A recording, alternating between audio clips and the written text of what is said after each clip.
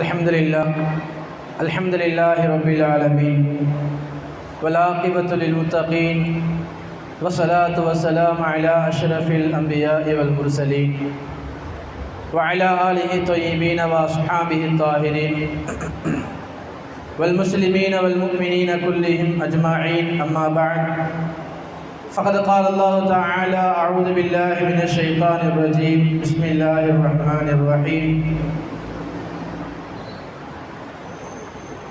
ربنا هب لنا من أزواجنا وذرياتنا قرة أعين واجعلنا للمتقين إماما. قال النبي صلى الله عليه وسلم: إنما بعثت لأتمم مكارم الأخلاق. صدق الله العلي العظيم وصدق رسوله النبي الكريم ونحن على ذلك من الشاهدين والشاكرين والحمد لله رب العالمين. விண்ணுலகையும் மண்ணுலகையும் படைத்து ஆட்சி புரிந்திருக்கக்கூடிய அல்லாஹ்வுக்கே எல்லா புகழும் உரித்தாகட்டுமாக. ஈருலக நாயகர் சர்தாரி ஆலம் ஷஃபீஉல் முத்னிபீன் காத்தமுன் நபியீன் சய்யிதுல் முர்சலீன் முஹம்மதுர் ரசூலுல்லாஹி ஸல்லல்லாஹு அலைஹி வஸல்லம் அவர்களின் மீதும் அவர்களுடைய குடும்பத்தாரர்கள், தோழர்கள், அவ்வழியில் வாழ்ந்த தாபிஈன்கள், தபஉ தாபிஈன்கள், நாதாக்கள், ஷஹதாக்கள், நல்லடியார்கள், நம் அனைவரின் மீதும் அல்லாஹ்வினுடைய சாந்தியும் சமாதானம் நிலவட்டுமாக. கண்ணியத்திற்கும் மதிப்பிற்கும் உரிய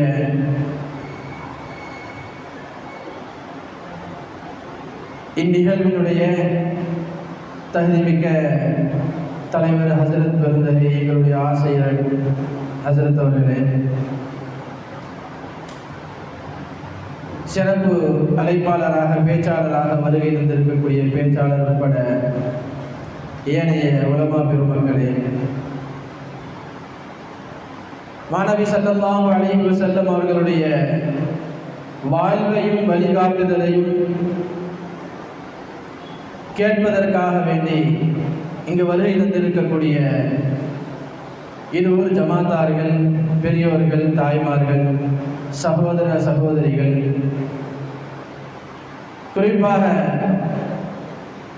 கடந்த 13 ஆண்டுகளாக, இந்த ஆண்டு 14வது ஆண்டாக நாயகம் ஸல்லல்லாஹு அலைஹி வஸல்லம் அவர்களுடைய வாழ்க்கை வரலாறை தொடர்படியாக சிறப்பு மிகுந்த இந்த ஜாமியாவினுடைய இந்த வளாகத்திலே நடத்தி காட்டிக் கொண்டிருக்கக்கூடிய ஜாமியாவின் நிர்வாக பெருமக்கள், அதற்காக வேண்டி உடலாலும் பொருளாலும் ஒத்துழைப்பு தரக்கூடிய ஊர் பெருமக்கள், தாய்மார்கள் அனைவருக்கும் அல்லாஹ்வினுடைய சாந்தியும் சமாதானமும் பெருமானாரினுடைய ஷஃபாஅத்தும் முஹப்பத்தும் நாளை மறுமையிலே பெருமானாரோடு ஜன்னத்துல் ஃபிர்தௌஸ் என்ற சொர்க்கத்திலே இருக்கக்கூடிய பாக்கியத்தையும் ரப்பல் ஆலமீன் நம் அனைவருக்கும் தந்தது புரிவானாக. கண்ணியத்திற்குரிய பெரியோர்களே, தாய்மார்களே, தொடராக நடைபெறக்கூடிய பெருமானாரை போற்றி புகழும் இந்த நிகழ்வினுடைய நிகழ்ச்சியில் பெருமானாரினுடைய வாழ்க்கை வழிமுறைகளை நாம் தொடர்ந்து கேட்டு அதை நம் வாழ்வில் கடைபிடித்து வருகிறோம். நாயகம் ஸல்லல்லாஹு அலைஹி வஸல்லமுடைய வாழ்க்கை வழிமுறையை கேட்பதாலும் அதை பேசுவதாலும் இறைவன் நம்முடைய வாழ்க்கையில் நாயகத்தினுடைய வாழ்க்கையை கொண்டு வர வேண்டும் என்பதுதான் இந்த நிகழ்வினுடைய மிக சுருக்கமான விஷயம். அதுதான் அல்லாஹ் சுப்ஹானஹு வ தஆலா மனித இனத்தை தன்னை வணங்குவதற்காக படைத்ததாக சொல்லி காட்டுகிறான்.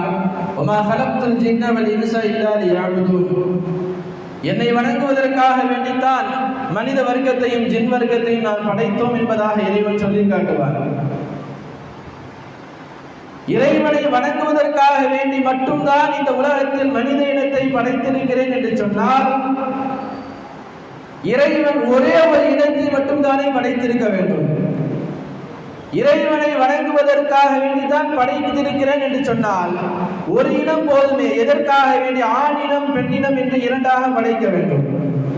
கண்ணியத்திற்குரியவர்களே, இறைவனை துதிப்பதற்கு ஒரு இனம் போதும் அல்லவா? ஏன் 2 இனமாக படைத்து காட்ட வேண்டும்? மனித இனத்தை படைத்த இறைவன் ஒரே இனமாக படைத்திருந்தால் அவர்கள் அனைவரும் இறைவனை துதித்துக் கொண்டு வணங்கிக் கொண்டும் இருந்திருப்பார்களே. முக்கியமான காரணம், நோக்கம் இறைவனை வணங்குவதாக இருந்தாலும் இந்த உலக வாழ்க்கையில் நீங்கள் சீரோடும் சிறப்போடும் மன நிம்மதியோடும் ஆரோக்கியத்தோடும் வாழ வேண்டுமா? ஒரு ஆணுக்கு ஒரு துணை பெண் இருக்க வேண்டும், ஒரு பெண்ணுக்கு துணையாக ஒரு ஆண் இருக்க வேண்டும் என்ற நோக்கில் இறைவன் இந்த உலகத்திலே ஆணையும் பெண்ணையும் 2 வகைகளாக 2 இனங்களாக படைத்திருக்கிறான். கண்ணியத்திற்குரியவர்களே, அல்லாஹ் சுப்ஹானஹு வ தஆலா பெண்ணினத்தை எதற்காக வேண்டி படைத்தேன் என்று தன்னுடைய திருவசனத்திலே சொல்லும் போது சொல்லி காட்டுவான். خلقلكم من انفسكم ازواجا لتسكنوا اليها என்பதாக இறைவன் சொல்வான். உங்களிலிருந்தே உங்களுடைய ஜோடிகளை நாம் படைத்திருக்கிறோம். எதற்காக வேண்டி? நீங்கள் சுகூனாக நிம்மதியாக ஆக வேண்டும் என்பதற்காக வேண்டி என்று இறைவன் சொல்லி காட்டுவான். வெளி உலகத்திலே, அலுவல்களிலே, பணிகளிலே, சிரமங்களிலே கஷ்டப்படக்கூடிய ஆண் இனம் மன நிம்மதி அடைய வேண்டும், அவருடைய வாழ்க்கை நிம்மதியாக ஆக வேண்டும் என்பதற்காக வேண்டி ஒரு ஆணுக்கு பக்கபலமாக துணையாக நிற்க வேண்டும் என்பதற்காக வேண்டி ஆறுதல் சொல்லக்கூடிய ஒரு இனம் வேண்டும் என்பதற்காக வேண்டியே இறைவன் பெண் இனத்தை படைத்தான் என்பதாக சொல்லி காட்டுவான். கண்ணியத்திற்குரியவர்களே, ஊருலகம் சுற்றி வரக்கூடிய மனிதன், நாடு நாடாக சுற்றி வரக்கூடிய மனிதன், வேலை காரணமாக பணியின் காரணமாக சுற்றி திரியக்கூடிய ஆண், அவனுக்கு நிம்மதி வீட்டிலே இருக்கிறது, வீட்டில் இருக்கக்கூடிய பெண்களிடத்திலே இருக்கிறது என்பதாக இறைவன் சொல்லி காட்டுவான். கண்ணியத்திற்குரியவர்களே, ஒரு ஆண் தன்னுடைய பணியை முடித்துவிட்டு வீடு திரும்புகின்ற பொழுது அவனுக்கு ஆறுதல் சொல்லக்கூடிய ஒரு மனைவி இருக்க வேண்டும் என்பதாக சொல்லி காட்டக்கூடிய இறைவன் நாயகத்தினுடைய வரலாறை நாம் படித்திருக்கிறோம், கேட்டிருக்கிறோம் அல்லவா? பெருமானாருக்கு உச்சக்கட்ட துன்பம் ஏற்பட்ட பொழுதெல்லாம் ஆறுதல் சொல்வதற்காக வேண்டி நாயகத்தினுடைய மனைவி உம்மஹாத்துல் முஃமினீன் கதீஜா ரலியல்லாஹு பெருமானாரோடு தோள் கொடுத்து நின்றார்கள் என்ற வரலாறு நமக்கு தெரியும் அல்லவா? ஆண் வர்க்கமே, உங்களுக்கு நிம்மதி தரக்கூடிய பெண் வர்க்கங்கள் இருக்க வேண்டுமா? தாய்மார்கள் பெண்கள் இல்லத்தில் இருக்க வேண்டுமா? உங்களுக்கு சுகூன் கிடைக்க வேண்டுமா? இதையும் நீங்கள் ஞாபகத்தில் வைக்க வேண்டும். நீங்கள் திரும்புகிற வீடு இல்லம், நீங்கள் பணியை முடித்து உங்களுடைய சிரமங்களுக்கு இடையில் நீங்கள் இல்லம் திரும்புகின்ற பொழுது பெண் இருந்தால் மட்டும் போதாது, அந்த பெண்ணோடு சேர்ந்து மார்க்கமும் இருக்க வேண்டும். அந்த வீட்டிலே மார்க்கம் இருக்க வேண்டும், ஈமான் இருக்க வேண்டும், நல்ல வழிமுறைகள் இருக்க வேண்டும், நல்ல அகலாக்கள் இருக்க வேண்டும். அப்போதுதான் அந்த வீடு உங்களுக்கு நிம்மதியான சுகூனான வீடாக ஆகும் அல்லவா? கண்ணியத்திற்குரியவர்களே, பெண்களிடத்திலே நீங்கள் சொல்லுகின்ற வார்த்தை வழிமுறைகளில் உங்களுடைய குடும்பத்தார்களிடத்திலே நீங்கள் சுகூனியத்தை எதிர்பார்க்க வேண்டுமா? நிம்மதி அடைய வேண்டுமா? அந்த பெண்களுக்கு நீங்கள் நேரம் கொடுங்கள். கணவன்மார்கள் தன்னுடைய மனைவிமார்களுக்கு நேரம் கொடுத்து, முதலாவதாக நாயகம் ஸல்லல்லாஹு அலைஹி வஸல்லம் அதை ஆரம்பத்திலேயே சொல்லி காட்டுவார்கள். நீங்கள் நல்ல ஒரு மனைவியை தேர்ந்தெடுக்கின்ற பொழுது மார்க்கப்பட்டுள்ள தீனுடைய நல்ல ஒரு பெண்ணை நீங்கள் தேர்ந்தெடுங்கள் என்பதாக நாயகம் ஸல்லல்லாஹு அலைஹி வஸல்லம் உங்களுடைய திருமண வாழ்க்கைக்கு பிறகு, திருமணத்திற்கு பிறகு அந்த வாழ்க்கை நிம்மதியுடைய வாழ்க்கையாக ஆக வேண்டுமா, அதற்கு நீங்கள் மார்க்கப்பட்டுள்ள பெண்களை தேர்ந்தெடுங்கள் என்று சொல்லி காட்டுவார்களே. நோக்கம் இதுதான்.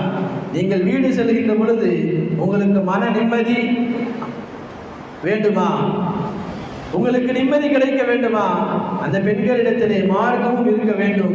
அதைத்தான் ஸல்லல்லாஹு அலைஹி வஸல்லம் திருமணத்திலேயே சொல்லி காட்டினார்கள். கண்ணியத்திற்குரியவர்களே, ஒரு மனிதன், இந்த நாயகத்தினுடைய வரலாறை நாம் படிக்கிறோம், கேட்டுக்கொண்டிருக்கிறோம் அல்லவா? ஸல்லல்லாஹு அலைஹி வஸல்லமுடைய எல்லா பணிகளையும் எல்லா விஷயங்களையும் நாம் எடுத்து நடக்க வேண்டும் என்று நாம் ஆதரவு வைக்கிறோம் அல்லவா? நாயகத்தினுடைய முதல் வேலை, பெருமானார் எடுத்த முதல் பணி, சமூகத்திற்கு முன்னால் தன்னுடைய குடும்பத்தில் இருந்தே ஆரம்பித்தார்கள் அல்லவா? சமூகத்தை சீர்திருத்துவதற்கு முன்னால், சமுதாயத்திற்கு ஈமானையும் இஸ்லாமையும் வெற்றி வைப்பதற்கு முன்னால் தன்னுடைய குடும்பத்தில் இருந்தே அந்த பணியை ஸல்லல்லாஹு அலைஹி வஸல்லம் துவங்கினார்கள் அல்லவா? நாயகம் ஸல்லல்லாஹு அலைஹி வஸல்லம் அவர்களை முதலில் ஏற்றுக்கொண்ட நபர் தன்னுடைய வீட்டில் இருந்த மனைவி என்பதுதான் நமக்கெல்லாம் தெரியும் அல்லவா? அல்லாஹ் சுப்ஹானஹு வ தஆலா தன்னுடைய திருவேதத்தில் கூட இப்படி சொல்லி காட்டுவார், யா அய்யுஹன் நபிய்யு குல் லி அஸ்வாஜிக வ பனாதிக வ நிசாஇல் முஃமினீன யுத்னீன அலைஹின்ன மின் ஜலாபிபிஹின். முதலில் இந்த சமுதாயத்திற்கு ஒரு சட்டத்தை இயற்ற போகிற இறைவன் நாயகத்தின் வழியாக இந்த சமுதாயத்திற்கு சொல்ல வரக்கூடிய செய்தியை நீங்கள் முதலில் கொல்லி அஸ்வாஜிக வ பனாதிக, உங்களுடைய மனைவிக்கும் உங்களுடைய பெண் குழந்தைகளுக்கும் முதலில் நீங்கள் சொல்லுங்கள். வ நிசாஇல் முஃமினீன், மூன்றாவதாகத்தான் சொல்லுகிறான் இறைவன், உலகத்து முஸ்லிமான பெண்களுக்கு நீங்கள் சொல்லுங்கள் என்கிறான். முதலில் உங்களுடைய மனைவிமார்களுக்கு நீங்கள் சொல்லுங்கள், இரண்டாவது உங்களுடைய பெண் பிள்ளைகளுக்கு நீங்கள் சொல்லுங்கள் என்று இறைவன் அந்த வசனத்திலே சொல்லக்கூடிய வார்த்தைகள் நமக்கு எதை ஞாபகம் ஊட்டுகிறது தெரியுமா? உங்களுடைய மாற்றங்கள், சீர்திருத்தங்கள் முதலில் உங்களுடைய குடும்பத்தில் இருந்து ஆக வேண்டும் என்பதை இறைவன் நமக்கு இலைமறைக்காயாக சூசகமாக சொல்லி காட்டுகிறான். கண்ணியத்திற்குரியவர்களே, எல்லா விஷயங்களிலும், பிள்ளைகள் விஷயமா, நீங்கள் உலகத்தில், நீங்கள் சமுதாயத்தில் வாலிபர்களை திருத்த போகிறீர்களா? சமுதாய தலைவர்களை நீங்கள் திருத்த போகிறீர்களா? சமுதாய மக்களுக்கு நீங்கள் நல்ல செய்திகளை எடுத்து காட்டப் போகிறீர்களா, சொல்ல போகிறீர்களா? அதை உங்களுடைய குடும்பத்தில் இருந்து நீங்கள் ஆரம்பியுங்கள். உங்களுடைய பிள்ளைகளுக்கு நீங்கள் நல்ல விஷயங்களை போதித்து காட்டுங்கள். உங்களுடைய பிள்ளைகளுக்கு நீங்கள் நல்ல அகலாக்குகளை சொல்லிக் கொடுங்கள். அந்த பிள்ளைகள் தான் நாளை வாலிபர்களாக ஆக போகிறார்கள், சமுதாய தலைவர்களாக ஆக போகிறார்கள். நீங்கள் சமுதாயத்திற்கு சொல்லக்கூடிய செய்திகளை முதலில் உங்களுடைய பிள்ளைகளுக்கும் உங்களுடைய குடும்பத்தார்களுக்கும் சொல்லிக் கொடுங்கள். அதனால்தான் அல்லாஹ் சுப்ஹானஹு வ தஆலா இப்படி ஒரு துஆவை குர்ஆனிலே பதிவு செய்வான். ரப்பனா ஹப் லனா மின் அஸ்வாஜினா வ துர்ரிய்யாத்தினா குர்ரத அயுனின் வஜஅல்னா லில் முத்தகீன இமாமா. இறைவா, என்னுடைய மனைவியிடத்தில் இருந்தும், வதுர்ரியாத்தினா என்னுடைய குழந்தை செல்வங்கள், என்னுடைய பிள்ளைகளிடத்தில் இருந்தும் எனக்கு நீ கண்குளிர்ச்சியை உண்டாக்குவாயாக என்பதாக இறைவன் சொல்லி காட்டக்கூடிய இந்த துவா, கண்ணியத்திற்குரியவர்களே, உங்களுடைய மனைவியிடத்தில் இருந்தும், உங்களுடைய குடும்பத்தார்களிடத்தில் இருந்தும், உங்களுடைய பிள்ளைகளிடத்தில் இருந்தும் முதலில் உங்களுக்கு நிம்மதியும் கண்குளிர்ச்சியும் கிடைக்க வேண்டும் அல்லவா என்பதை இந்த வசனம் சொல்லி காட்டவில்லையா? உங்களுடைய வளர்ப்பு, நீங்கள் பிள்ளைகளுக்கு சொல்லிக் கொடுக்கக்கூடிய விஷயங்கள் எப்படி இருக்கிறது என்பதை பொறுத்துத்தான் உங்களுக்கு அந்த பிள்ளைகளிடத்தில் இருந்தும் குடும்பத்திடத்தில் இருந்தும் கண்குளிர்ச்சியும் நிம்மதியும் கிடைக்குமா இல்லையா என்பது இருக்கிறது. கண்ணியத்திற்குரியவர்களே, இப்படி ஒரு செய்தியை நான் பார்த்த ஞாபகம் இருக்கிறது. நபிகள் நாயகம் ஸல்லல்லாஹு அலைஹி வஸல்லமுடைய பேர குழந்தைகள் இருவர்கள், ஹசன் ஹுசைன் ரலியல்லாஹ், துர்ரியத்து தாஹிரா என்று சொல்லக்கூடிய ஒரு கிதாபிலே பார்த்த ஞாபகம்.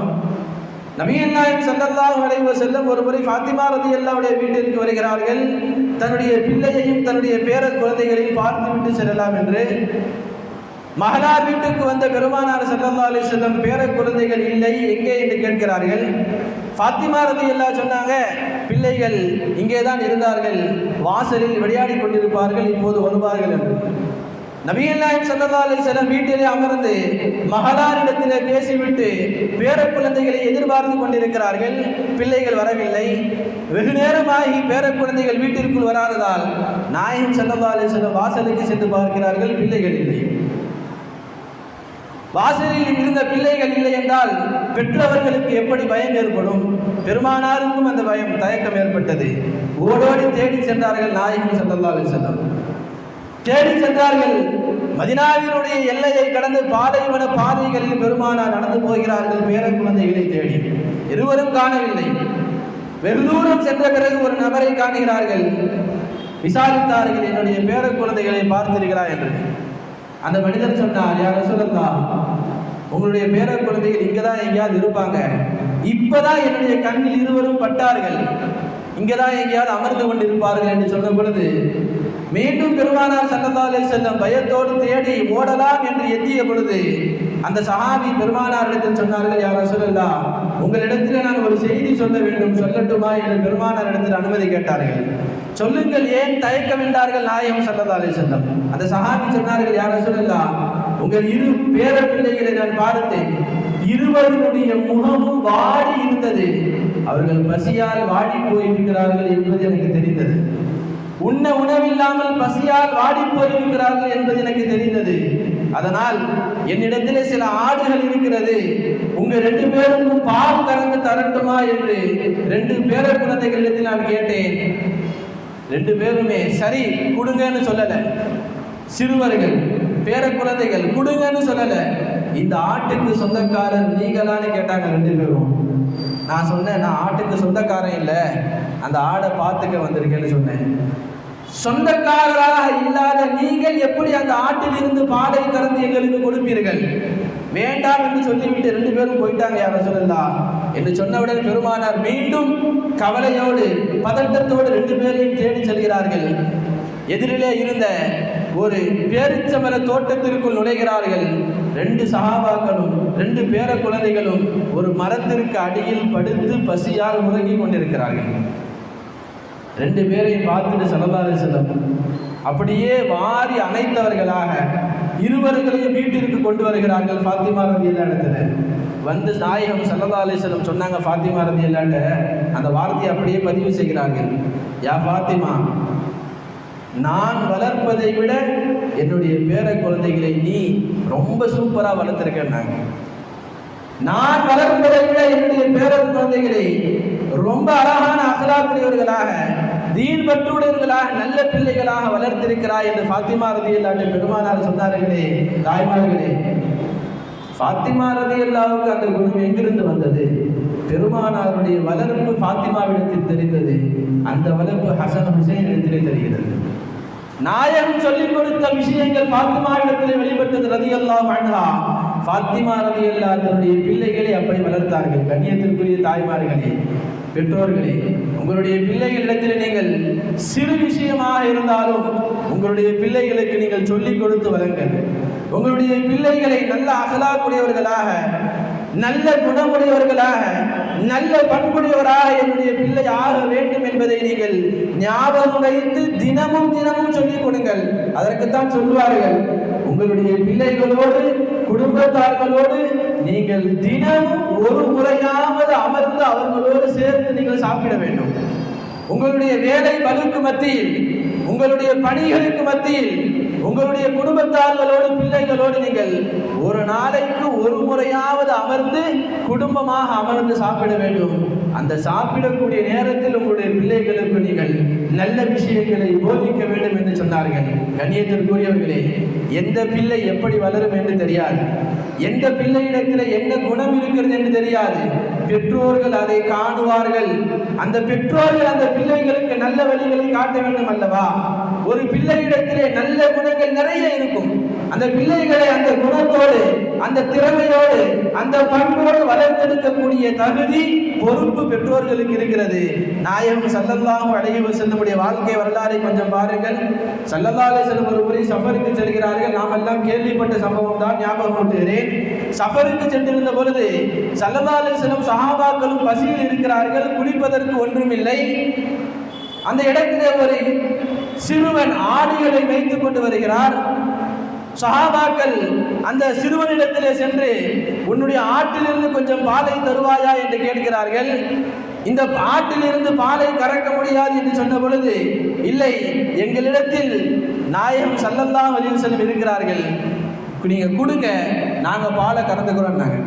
இந்த ஆடு பால் கறக்காத மலடாக இருக்கக்கூடிய ஆடு, பால் கறக்க முடியாது என்று சொன்ன பொழுது சஹாபாக்கள் சொன்னார்கள், எங்களிடத்திலே பெருமானார் ஸல்லல்லாஹு அலைஹி வஸல்லம் இருக்கிறார்கள், நீங்க ஆட்டை மட்டும் கொடுங்க, நான் கறந்து எடுத்துக்கிறோம். அந்த ஆட்டை கொண்டு வந்து பெருமானார் இடத்திலே கொடுத்தார்கள். பெருமானார் ஸல்லல்லாஹு அலைஹி வஸல்லம் அதனுடைய மடுவிலே கையை வைத்து துவாவை ஓதினார்கள், குர்ஆன் வசனங்களை ஓதினார்கள், பாலை கறந்தார்கள், பால் வந்தது, சஹாபாக்கள் குடித்தார்கள், பெருமானார் குடித்தார்கள். ஸல்லல்லாஹு அலைஹி வஸல்லம் பால் குடித்து கொண்டிருக்கின்ற பொழுதே அந்த சிறுவனை பார்க்கிறார்கள், சிறுவர் நாயகத்தை பார்க்கிறார். ஸல்லல்லாஹு அலைஹி வஸல்லம் சரி அந்த பையனுக்கு ஏதாவது கொடுக்கணும்ல, அவரிடத்தில் இருந்து நாம் பால் வாங்கி எடுத்து குடித்திருக்கிறோம் அல்லவா, அந்த சிறுவனுக்கு ஏதாவது கொடுக்க வேண்டுமே என்று நபிகள் நாயகம் ஸல்லல்லாஹு அலைஹி வஸல்லம் அந்த சிறுவனை அழைத்தார்கள். உனக்கு என்னப்பா வேணும்னு கேட்டாங்க. அந்த சிறுவன் என்ன கேட்டாரு? எனக்கு கொஞ்சம் பால் கொடுங்கன்னு கேட்டாரா, இல்லை ஏதாவது காசு கொடுங்கன்னு கேட்டாரா, ஏதாவது விளையாட்டு சாமான் கொடுங்கன்னு கேட்டாரா? இல்லை, யா ரசூலல்லாஹ் அல்லிம்னி கலிமத்தன் குல்தஹா இன்தல் ஹல்வி. நீங்க பால் கறக்கும் போது ஏதோ முணுமுணுத்துக்கிட்டு துவா ஓதுற மாதிரி தெரிஞ்சிச்சு, ஏதோ முணுமுணுத்தீங்களே, ஏதோ சொன்னீங்கல்ல, அந்த வார்த்தை எனக்கு நீங்கள் கற்றுக் கொடுக்க கூடாதா என்று அந்த சஹாபி அந்த சிறுவர் கேட்டார். கண்ணியத்திற்குரிய தாய்மார்களே, பெற்றோர்களே, உங்களுடைய பிள்ளைகளிடத்தில் ஏதாவது ஒரு நேரத்தில் உங்களுக்கு தெரிந்திருக்கும் அவன் எந்த அகலாக்கோடு இருக்கிறார், எந்த திறமையோடு இருக்கிறார் என்பதை அவருக்கு வழிகாட்டி விட வேண்டிய பொறுப்பு உங்களிடத்தில் இருக்கிறது. ஸல்லல்லாஹு அலைஹி வஸல்லம் அந்த சிறுவனுடைய தோளில் கை போட்டு சொன்னார்கள், எப்பா நீ இதுக்குள்ள ஆளே இல்லையே, நீ இதற்குரிய ஆள் இல்லை, நீ வேறு ஒரு இடத்தில் இருக்க வேண்டும் என்று சொல்லிவிட்டு ஸல்லல்லாஹு அலைஹி வஸல்லம் அந்த சிறுவனை அழைத்து சென்றார்கள். அவனுக்கு ஹதீஸை கற்றுக் கொடுத்தார்கள், குர்ஆனுடைய கல்வியை கற்றுக் கொடுத்தார்கள். கண்ணியத்திற்குரியவர்களே, பிற்காலத்தில் இன்றைக்கு நாமெல்லாம் போற்றக்கூடிய பிரபலியமான முக்கியமான சஹாபாக்களில் மிக பிரபலியமான ஃபிக்ஹ் சட்டங்களை ஆய்வு செய்த சஹாபாக்களில் உண்டான இப்னு மஸ்ஊத் ரலியல்லாஹு அந்த சிறுவன் ஸல்லல்லாஹு அலைஹி வஸல்லம் அவரிடத்தில் இருந்து எதை எதிர்பார்த்தார்களோ அது கிடைத்தது. கண்ணியத்திற்குரியவர்களே, சமுதாயத்தை சீர்திருத்த வந்த நபிகள் நாயகம் ஸல்லல்லாஹு அலைஹி வஸல்லம், இந்த உம்மத்திற்கு வழிகாட்ட வந்த நபிகள் நாயகம் ஸல்லல்லாஹு அலைஹி வஸல்லம் தன்னுடைய முதல் பணியை குடும்பத்திலிருந்து ஆரம்பித்தார்கள். நாமும் இந்த சமுதாயத்திற்கு நலவு செய்ய வேண்டும் என்று நினைக்கிறோம், என்னுடைய பணியும் இந்த சமுதாயத்தில் இருக்க வேண்டும் என்று நினைக்கிறோமா? அந்த பணியை நீங்கள் உங்களுடைய குடும்பத்தில் இருந்தே துவங்கள். உங்களுடைய பிள்ளைகளை ஆலிம்களாக, ஹாஃபிதுகளாக ஆக்க வேண்டும். அதற்கு முடியவில்லையா? பிள்ளைகளுக்கு மார்க்க விஷயங்களை சொல்லிக் கொடுத்து நல்ல அகலாக்குரிய பிள்ளைகளாக ஆக்க வேண்டும். அதுவே இந்த பெருமானாருடைய நிகழ்வு நமக்கு உணர்த்துகிறது. சீராவினுடைய மிக முக்கியமான நோக்கம் நம்முடைய குடும்பங்கள், நம்முடைய பிள்ளை செல்வங்கள் நல்ல அகலாக்குடைய பெருமானாருடைய சுன்னத்தை எடுத்து நடக்கக்கூடிய நன்மக்களாக ஆக வேண்டும் என்பதை சொல்லி என்னுடைய வார்த்தைகளை நிறைவு செய்கிறேன். வாஹிரு தஅவானா அல்ஹம்துலில்லாஹி ரப்பில் ஆலமீன். அஸ்ஸலாமு அலைக்கும் வரஹ்மத்துல்லாஹி தஆலா வபரகாத்துஹு.